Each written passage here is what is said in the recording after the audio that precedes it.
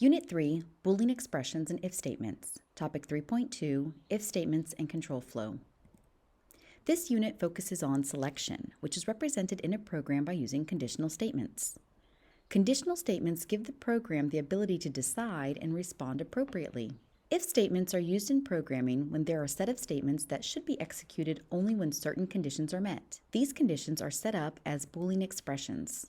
Let's look at the structure of an if statement.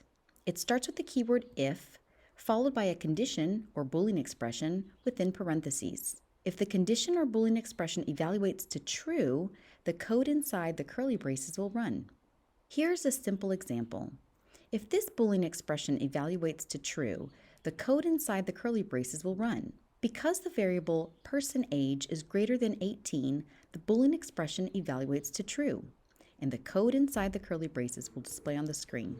Conditional statements interrupt the sequential execution of statements. Just like with methods, your computer will process conditional statements before moving on to the next line of code. If statements affect the flow of control by executing different statements based on the value of a Boolean expression. A one-way selection, if statement, is written when there is a set of statements to execute under a certain condition.